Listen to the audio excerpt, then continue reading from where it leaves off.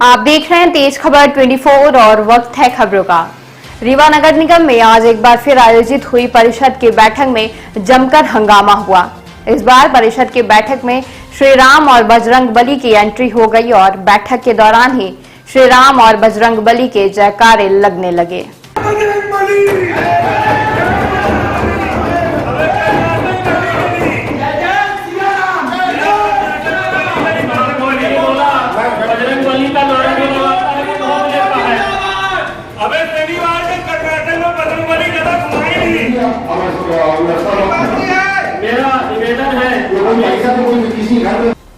आपको बता दें कि आज नगर निगम के परिषद की बैठक में 4 मुद्दों पर चर्चा की जानी थी, जिसमें बीहड़ नदी के किनारे नगर निगम रीवा की इमारत एवं परिसर का हस्तांतरण कब हुआ, किन किन शर्तों पर हुआ और बन रहे इको पार्क के निर्माण की नगर निगम रीवा से अनुज्ञा ली गई या नहीं, सहित इसी से जुड़े निर्माण कार्य पर चर्चा की जानी थी। लेकिन शुरुआती चर्चा में ही हंगामे की स्थिति निर्मित हो गई।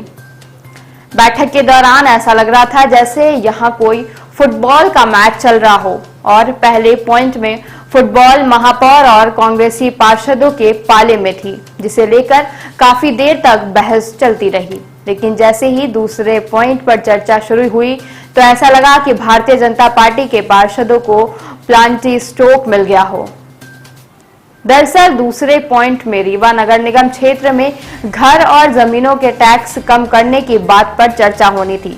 इस पर नेता प्रतिपक्ष सहित विधायक प्रतिनिधि और भारतीय जनता पार्टी के पार्षदों ने जमकर हंगामा शुरू कर दिया और कहा कि यह महापौर का घोषणा पत्र है, वह यदि लोगों से वादा किए थे तो उन्हें अपने जेब से भरना चाहिए।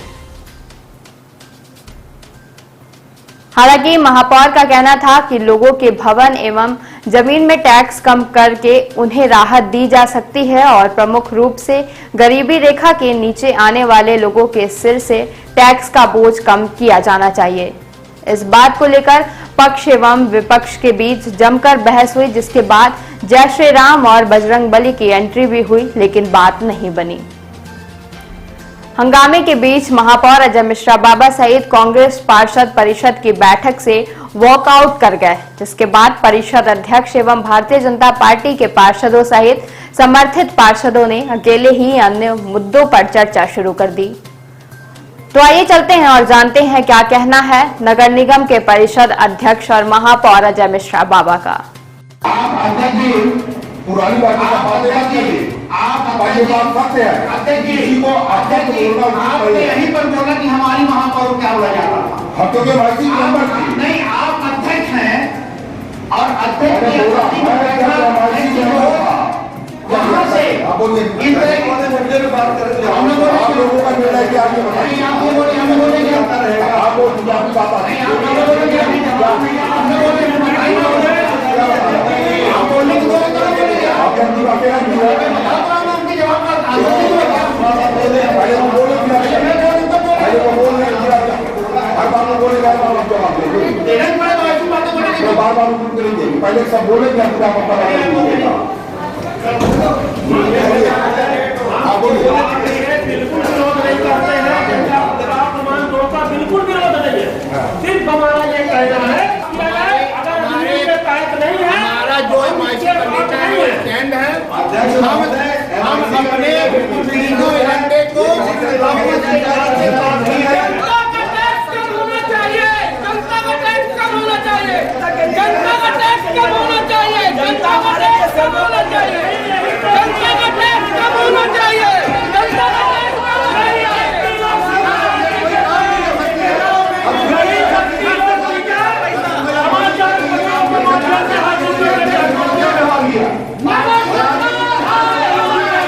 ये भग्गू है,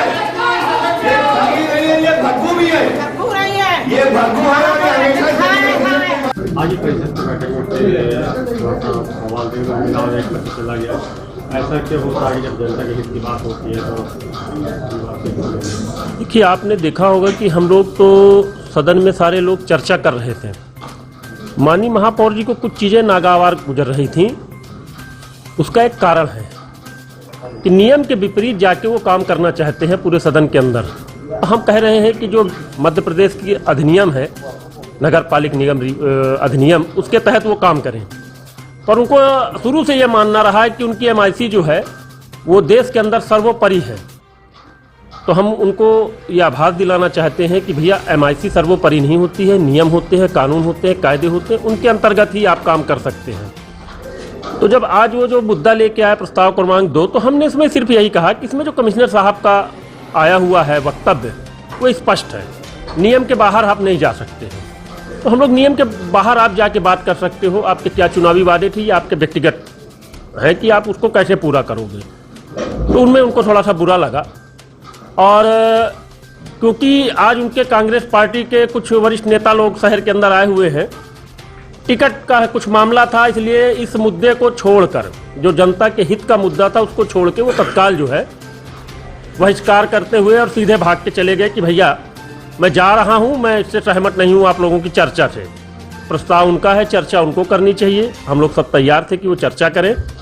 पर मैंने उनको कहा कि जनता को ठगने का जो आपने काम किया, तो आपका ये ठग बहुत दिन नहीं चलेगा।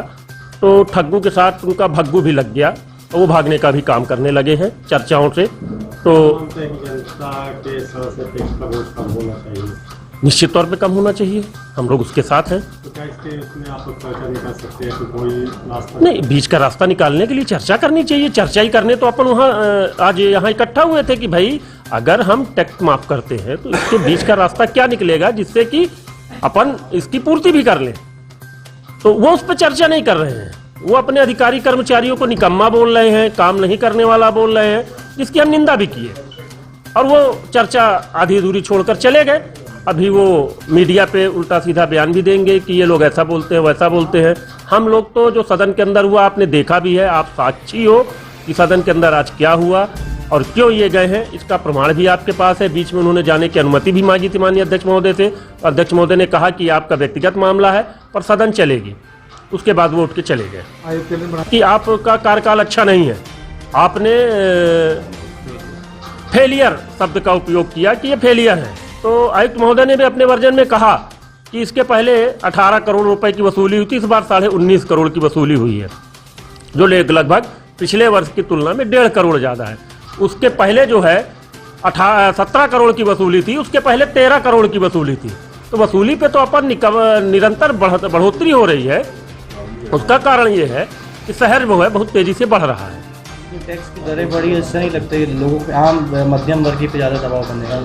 मध्यम वर्ग नहीं, देखिए होता क्या है कि अगर अपन इस विषय पे जाएं कि टैक्स की दरें बढ़ी हैं, तो निश्चित तौर पे अगर हम डेवलपमेंट करेंगे तो कुछ ना कुछ हमें भी उसका सहयोग करना पड़ेगा शासन प्रशासन का।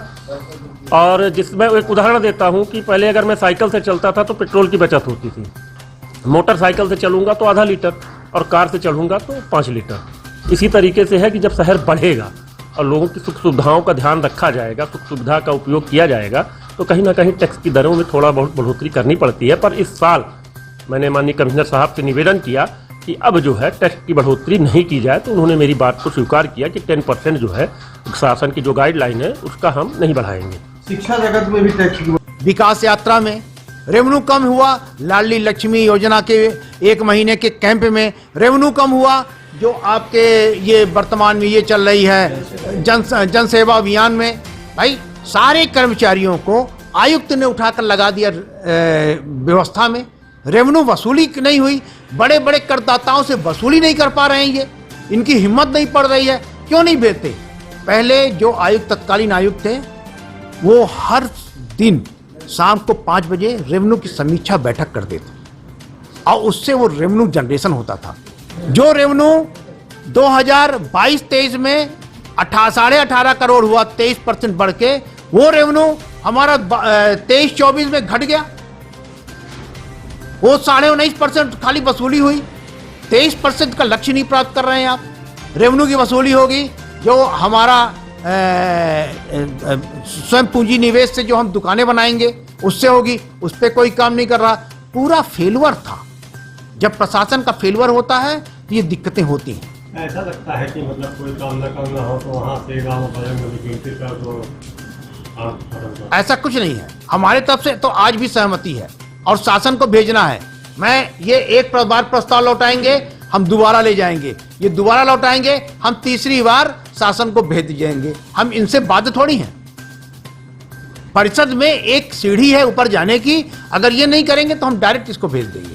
अगली परिषद की बैठक फिर ले आएंगे, ये नहीं करेंगे हम डायरेक्ट भेज देंगे। एक तरफ आप लोगों द्वारा बात किया जा रहा है कि यातायात व्यवस्था सुधारने से, दूसरी तरफ जो कार्रवाई की जा रही है तो गरीब ठेले वालों के ऊपर लाठी बरसाई जा रही, कुछ उठाई जा रही, जबकि अमीरों को जो व्यवसायी हैं उनको ऐसा वो काटा जा रहा है, उनका मतलब चालान काटा जा रहा है जैसे मुख्यमंत्री का कोई योजना का लाभ दिया जा रहा है। किनको ये आपके द्वारा में जानकारी हो रही, किन कहाँ की बात आप कर रहे हैं? अभी न्यायालय के समीप बहुत जाम लगता है, जहाँ वो अवैध तो मानते हैं लेकिन उनको केवल एक 500 की रसीद पकड़ा के फोटो खिंचवा के चले आते हैं। ऐसे नहीं, ये लाठी किसके ऊपर बरसाई? पुलिस वाले बरसा रहे हैं लाठी।